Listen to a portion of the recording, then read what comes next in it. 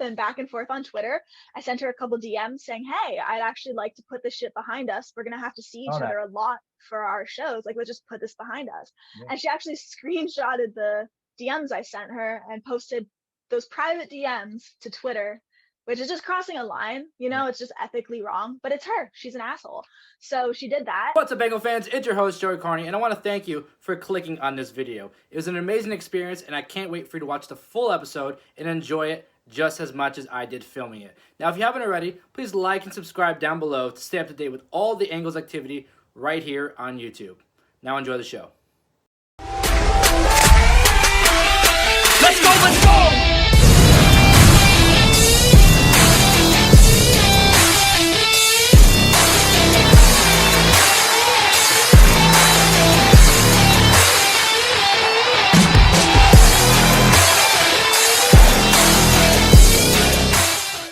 Welcome, ladies and gentlemen, back to another episode of the Angle Podcast.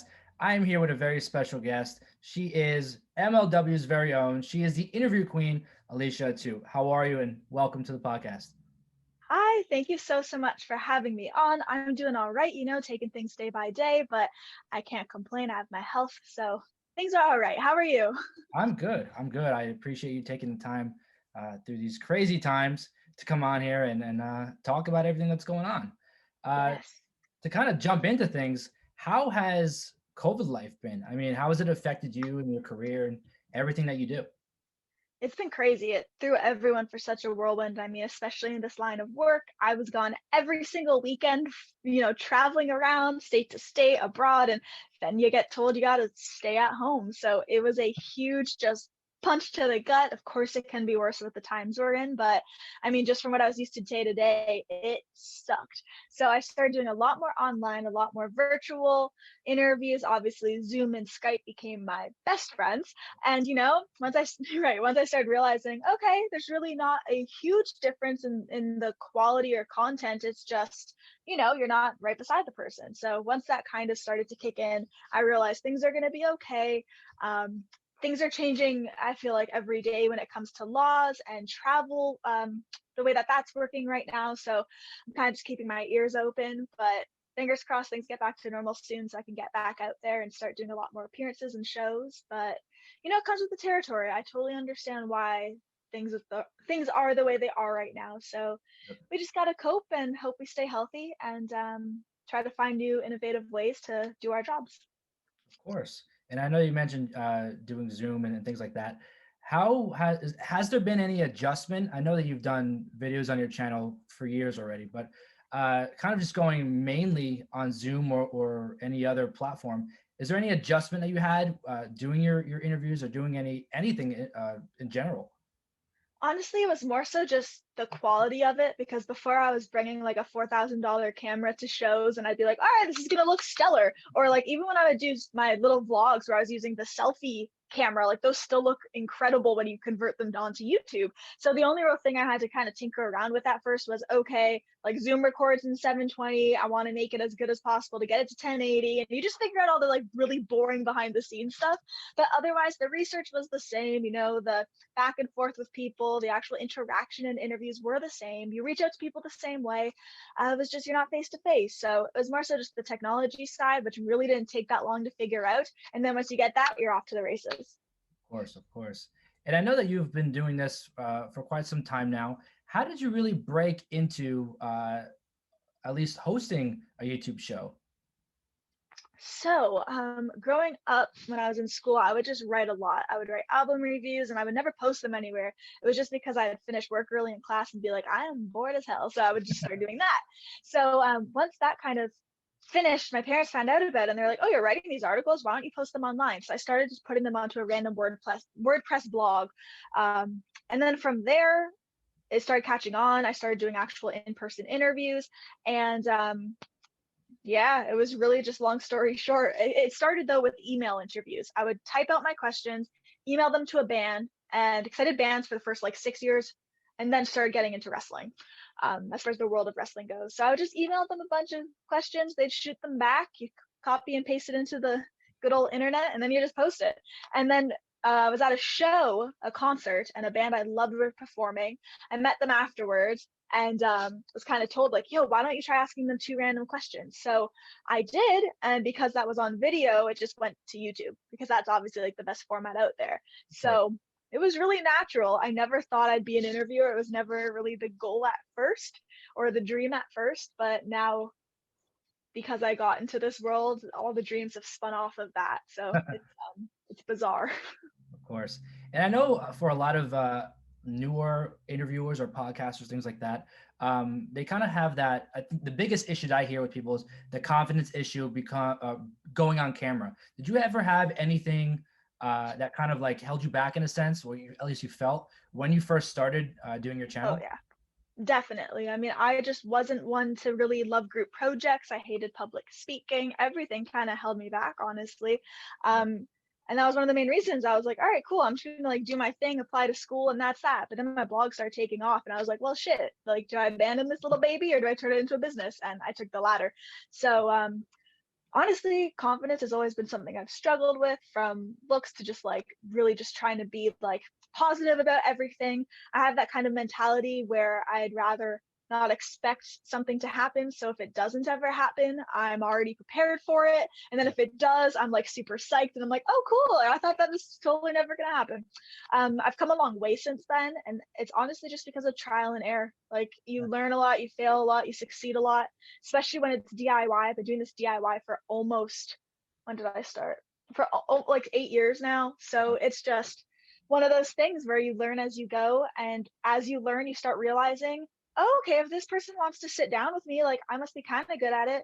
Oh, if this person wants me to host their show, that's huge. I must be kind of good at what I do. And then from there, you just kind of, you have to pat yourself on the back once in a while and be like, all right, you're not horrible. You're actually like pretty good. And then you just grow from there. Of course. And I've seen a lot of your stuff online, AMBY being one of them. And I think honestly, it's something special because it's combining two worlds that are more parallel than most people think, wrestling and music. Definitely. Um, how did that, well, first off, what does AMBY stand for, and where did that whole idea come from? Yeah, so AMBY originally stood for a music blog. Yeah, I was just trying to be super cheeky. Everyone had a blog, and I was like, oh, why don't I just like literally call it a blog? It was the dumbest thing ever. And it was when I didn't have a business. Like, I wasn't making a name to actually pitch to people. It was literally, oh, I'm just gonna write this review and boop, post it online. If no one sees it, who cares? And then obviously that all changed. So that's what it stood for originally. And it got to the point where I was doing so many music interviews, bands were starting to use wrestling references in them. And I started catching on. Like, they would do like a Stone Cold What, or they would go into like a Macho Man, I don't want to say accent, but like a Macho Man impersonation or voice. And I knew all these because I grew up watching wrestling. And so once I caught on, I'd mention it in the interviews and be like, I see what you guys are doing. This isn't going over my head. And then we just start talking wrestling, or start going into like wrestling impersonations, and the interviews would just swerve. And then that's kind of when the light bulb went off, where it's like, oh my gosh, if all of these bands love wrestling, I bet you wrestlers like music. And then bam, like, idea, sparks, lightning bolts. It was like, why don't we try doing both? Of course. And I've seen so many of your interviews on YouTube with different musicians and bands. What is your favorite genre of music? Because I can kind of see from the people that you have on there. But I did see that you tweeted something about Linkin Park and Limp Bizkit the other day. I'm like, all right, off the bat, I like her style of music. I'm everywhere. And it's so weird. I tweeted that because something, we randomly we were having dinner, and then after dinner my family, like, we just Googled a Linkin Park video. Oh no, it's because like the used one of the guys from Limp Bizkit, and another band, like, they did this big like super group, one of the girl from Veruca Salt, they did like a super group and they covered a song. And then we ended up, my dad was like, do you guys remember what he looked like in Limp Bizkit? And it was like when he had the black eyes and the like, he looked Yep. scary back then. So we went down a rabbit hole, and I was like, let me just tweet this out there. And the way that the world responded was hilarious. Right. But that was a really dumb story I did not need to share. But anyways, um yeah, so it's really eclectic. One day I'll just listen to straight 70s, everything from Bee Gees to Fleetwood Mac. Then one day I'm in like a super like Kiss mood. Then one day it could be Prince, Duran Duran, or even going back to like a lot of Philly soul or Motown. Like, I'll just have a day where I listen to Shy Lights and I'm just like super chill. And then it goes to emo stuff from the early 2000s, the Taking Back Sundays, the Dashboard Confessionals, the Used. So I am literally all over the place. Like I love System of a Down, and then I'll listen to something super light and airy 2 minutes later. So yeah, I think because I grew up with my parents who love music. My dad used to be in a band. Um, music was just always playing around the house. So I heard all these little nuggets and I just retained it all, and it's my biggest passion now. I'll never let it go. I'm in a lot of ways I'm the same in that sense. I have a vinyl collection and everything, like there's not one, like there's like alternative, and then there's like pop, and then there's jazz, and literally all different kinds of music. I'm the same way. Like Yeah. one minute I'm listening to something, and the next minute it's something completely different. It just gives you a different vibe, and I don't know. I like listening to music that way. So I completely understand that. Oh, me too. I have a playlist called Sing Alicia, and whenever I play it, I'll literally go from like Josie and the Pussycats, the band in it called Du Jour, were like a fake Backstreet Boys. So to literally go from that to like Corn to um I'm trying to think, like Spice Girls, and then something super heavy, and then Soundgarden. Like it is just all over the place. But I love it that way. You know, Exactly. you don't have to pigeonhole yourself to just one thing. I even have like there's only two country songs that I've liked my entire life, aside from like really old country. And so like that even comes on, I'm like, all right, yeehaw, let's do it. So it's everywhere, all over the place. Yeah, honestly, country for me, I was never a fan of country, and nowadays it's so, I think it's so much more involved than it was, and it's evolved so much. I don't know. I've become a fan of some of it, but not as much as like other genres. But it's definitely Right. one of those genres that is like picking up a lot, especially today. The one genre I won't touch is EDM. Like I just can't get into it. I love music you can dance to. Like the closest to EDM I'll get is like The Prodigy or something, where it's like hype, but it's not just techno. But Yeah. yeah, it's the only real genre that I don't dabble in a lot or ever. Yeah, I think when I was in high school and like right when I went to college, it was kind of like that period where EDM was like really, really big. And it was like a phase, and I was like, all right, I'm tired of this. Right. Oh I my need gosh. something Yeah, I like, don't know. I just don't get it. yeah. But anyway, I know we're talking about music here, but what type of or what interview can you say was the one that really like did it for you, in a sense where where you realize you're like, wow, like this is really something, like what I'm doing here, and it's like working. What's that one, I guess, interview that you had that came to fruition, I guess? Yeah, for me, I mean, I know earlier we were kind of talking about, or I was like validation, and when you kind of realize like, okay, like this means something, I am good at this. For me, it would have to be Metallica. Wow. I was, how old was I? I might have been 20, 19 or 20, and the company who was handling their press reached out and were like, hey, Metallica's in town. And they weren't really offering me it, but I replied back to it saying, hey, I would love to grab this Yeah, interview if possible. I'll take 5 minutes with any member, like, please. that's And big. next thing I know, they replied back as someone I work with frequently. And he told me, all right, we have your interview set up this time, this place, blah, blah, blah. And I was like, holy shit, like, how did that happen? Yeah. And so I went down, did the interview. It was with Robert Trujillo. He loved it. It was just, I walked away feeling great. I was so scared for that one. And that was back in the days where like I would get so nervous and scared for these interviews. But it just really validated like, hey, you can literally hang with the best in the world, and it's only going to go up from here, because I was fairly young. So yeah, that one really was just, you done good, kid. Yeah, that's a I don't that's a big that's a huge Yeah. one. Metallica.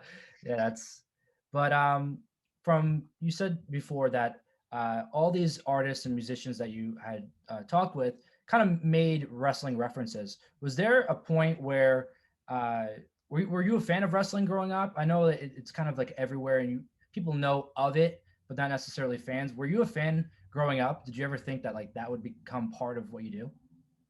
So I never thought that it would ever be anything more than watching it on the couch. Yeah. I would watch it with my dad growing up. I was probably like 2 or 3 when I first was introduced to it. So it has been my life like for forever.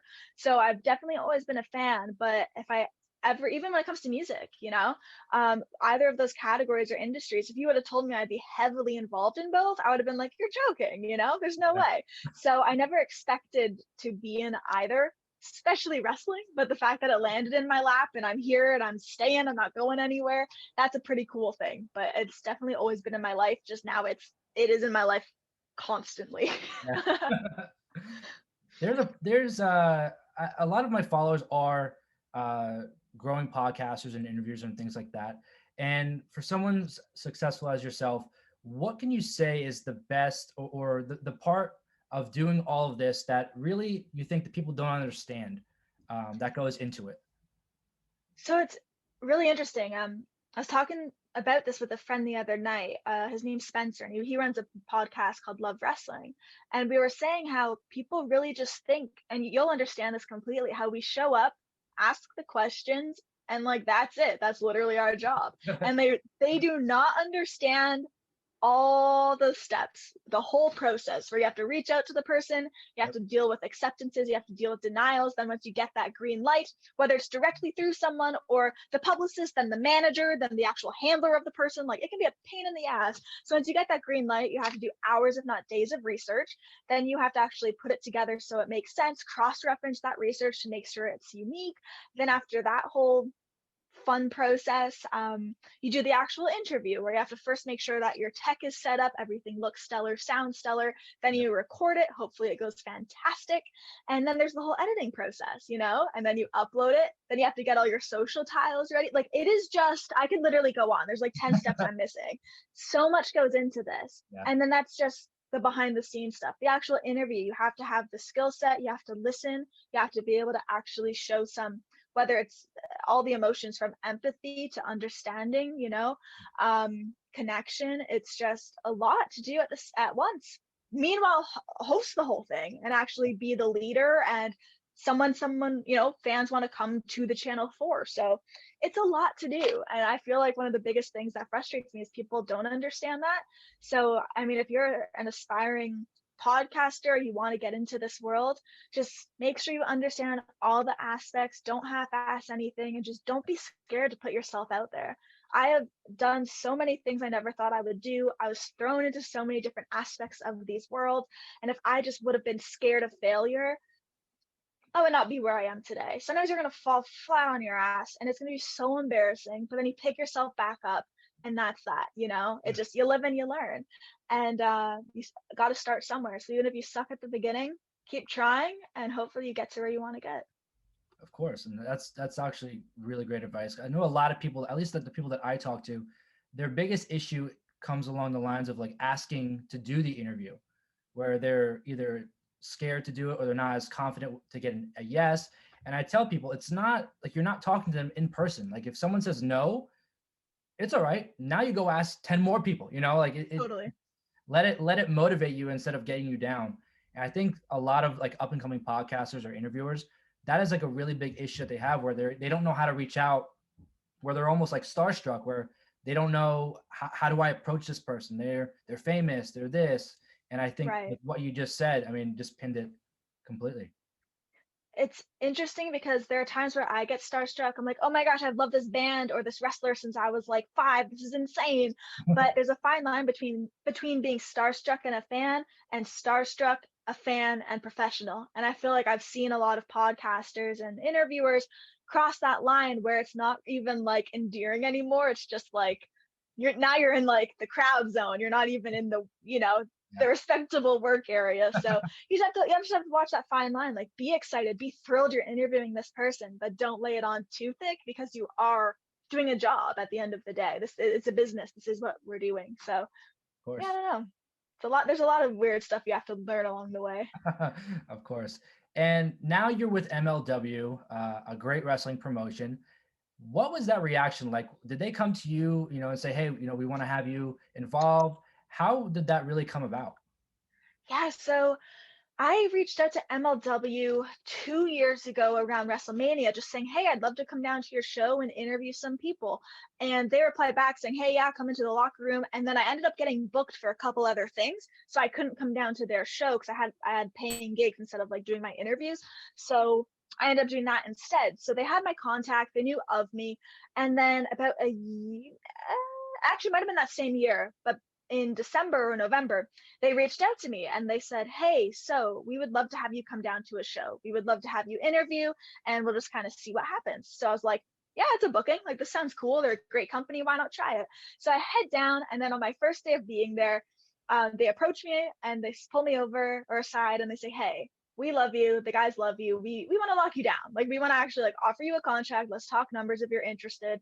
And at that time I had a couple other companies who were showing interest. Yeah. And then I was like, oh dang, like this is happening, oh my gosh. And Yeah. then we ended up talking, and I just loved my experience there so much, I just ended up putting pen to paper a couple weeks later. So I recently, a month ago, I had my 1 year anniversary there, Wow. and I love that company to bits. Yeah, it's been really fun. They just know what they're doing. The footage and the wrestling is just raw and passionate, and just so good. And it's quality entertainment. I love that I get to be free there. I get to say what I want, do what I want. It's just the creative power there is really incredible. So, MLW. Honestly, MLW is killing it. I mean, all over social media, you see the great responses that people are they're just applauding the company in overall the content that's put out, the wrestling, everything about MLW is really like making a statement right now in the world of professional wrestling. What do you think is your favorite? What is your favorite part of being involved with a promotion, opposed to just doing it on your own, on your YouTube channel? I feel like the difference is when you're doing it for yourself, there's that internal pride where you're like, hey, I've brought myself this far. This is really cool. And then when you're working for a promotion, they're the ones that have faith in you. It's not just yourself. So they're like, hey, we want you to literally be our only backstage interviewer for this big company. They're the ones pushing you. You have them supporting you in terms of sending you out through their socials and vice versa. You have, you know, even with this stuff going on right now with Salina de la Renta, I mean, I can't stand her, and we obviously have to work together. So it kind of forces you to in and out of your comfort zones, and it gives you access to talent you might not even want to interact with. Yeah. It gives you access to talent like we recently had Mil Muertes come in, which was like incredible. Yeah. So it's just it's interesting, and it really gives you a whole other platform. So it kind of lights a fire under your ass, because you're not just working for yourself, you have to also impress the people that hire you. So I think that's the biggest difference, honestly. And now that working with a wrestling promotion, being involved in the wrestling world, I'm sure you get this question all the time. Would you ever consider like training to get in the ring? Would that be anything that like just interests you in any way? So I really don't have aspirations to actually wrestle, because I right now have bruises all over my body, and it's just from bumping into shit. Like I bump into walls, I trip all the time, like I'm a mess. So I couldn't imagine myself actually being in the ring and just being like bruised to the core, uncomfortable. Like I have so many friends in this business, and just seeing them get hurt all the time, and seeing them at 20 walking like they're like 60, it like hurts my soul. And they're passionate about it, so, and that's not a dig, like they're passionate about it, they love it, so of course go for it. But that's just not me. Like I love to watch it, I love to be around it, I love to talk about it, but I just can't see myself putting myself through it. Like it takes a lot to put your body through that, and I just don't think I'm cut out for it, honestly. No, I completely understand it. When I first uh, began figuring out what I want to do in wrestling, obviously the first instinct you think is, do you want to get in the ring? Is that something? And I'm like, nope, not happening Yeah. ever. Nope. Yeah. Now you did touch on Salina de la Renta.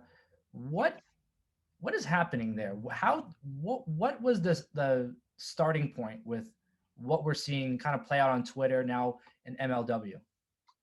So whenever we have tapings with MLW, I love talking to everyone in our group, everyone who's in the locker room. Like I get on with every single person, and it's just like my little traveling family. I love it there. And anytime I see her, she just looks me up and down. She doesn't want to talk. We're doing like lunch for everybody, doing Uber orders, and she's just like, I'm gonna get my own food. Like she's just catty about everything. And then the way you see her actually treat me in promos, talking down, like that's literally how she is. So I'm just over it. And the whole Twitter thing that kind of sparked it is she was hosting her own show. They gave her a special, which she literally locked me out of the building for. So like whatever. But it's just one of those things where she has no respect for me. So I put out the tile, but instead of like the promotion poster for it, but instead of her face, I put a poo emoji over her face and said, wow, she looks so much better now, because she did. And she didn't like it. And then from there, we literally just have been going back and forth on Twitter. I sent her a couple DMs saying, hey, I'd actually like to put this shit behind us. We're going to have to see each other a lot for our shows. Like, let's just put this behind us. Yeah. And she actually screenshotted the DMs I sent her and posted those private DMs to Twitter, which is just crossing a line, you know, it's just ethically wrong, but it's her. She's an asshole. So she did that. And from there, I'm just like, you know what?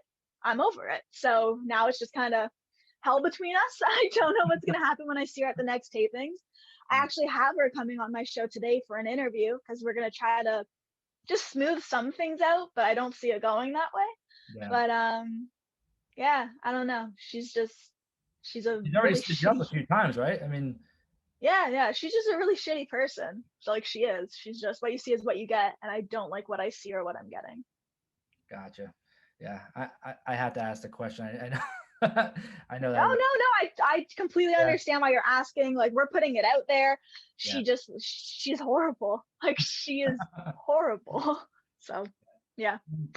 I mean, as we're talking about wrestling and everything that's going on in MLW, what is your favorite part about wrestling? Is it watching what, you know, the men and women do in the ring? Is the backstage stuff? Is it what is your favorite part about what you get to do? For me, it's the backstage interviewing, just because you really do get to be yourself, but crank it to 11. You know, you get to pull a Spinal Tap and just like go crazy. You get to be this larger than life character, and you get to be mad and furious and then happy and genuinely like cheer these people on. I just love that camaraderie of it. And that's probably my favorite part, other than actually watching it. And then the traveling, you know, you get to travel around with your friends. You get to be in different cities. When we did the Tijuana tapings, it was so cool because we just had tacos on the roof that Conan brought in. And I remember myself and a bunch of the guys were just sitting up there eating these tacos, being like, this is really dope. Like, we're in Tijuana, Mexico for wrestling. This is surreal. So it's just moments like that where you get to look back on it and think, yeah, I did that. Like, my hard work and my job brought me there. So those are some of my favorite parts. There are a lot. Awesome. And I know we kind of touched on it before, but for new podcasters who are watching, or for anybody who's just thinking about maybe this is what I want to do, and they look up to you, what's the best thing that you could suggest as they're just starting this journey, or even thinking about starting? Mainly just put yourself out there. Like, even if you're tweeting to 0 followers, you have to start somewhere. I didn't just wake up and have like 60K overnight, or have all like the subscribers I have. You work for it. I started at 0. Someone like Dwayne The Rock Johnson had 0 followers at one point. Like, every single person starts somewhere. So don't let numbers defeat you. Don't let comments, or even like whether it's people around you in your life or online, like, don't let things defeat you. If you're passionate about it, just keep chucking, because hopefully sooner than later you'll be able to make something out of it, and then you'll be as happy as you could possibly be, because when you're doing this for work, it does not feel like work at all. So yeah, just keep trucking, push through, and don't let crap get to you, because if you do, like, you will crumble, and it's not a fun place to be in. Of course. And for the fans who are listening and watching right now, where could they find you across social media and all those good things? Yes, time for my shameless self-plug-in. So if you guys just search Alicia Atout on Google, you will literally find everything. You'll find my Twitter, Facebook, Instagram, my YouTube channel, my merch store, where there's tons of awesome goodies in there. But yeah, just please check that out. Check out MLW. We air every Wednesday night at 7 p.m. EST. Our show MLW Fusion is fantastic. We have such a packed roster. We recently had Leo Rush come on. He became one of our champions. ACH, I mentioned Mil Muertes. It is just stacked, and it's just quality entertainment. So check out the interviews, check out MLW, and thanks. Thank you so much. If you know about me already, thank you. If you're just learning about me, welcome to my world. I hope you really enjoyed, my rambles, and thank you so much for having me too. I appreciate you taking the time to come on and talk and just talk about everything that's going on, and wrestling and music and everything in between. Yeah, no, it's been fun. Thank you very much, and we will stay in touch. And for now, good luck with MLW. Good luck with all the interviews you have coming up, and have a good one. Thank you. You too. Bye. Let's go.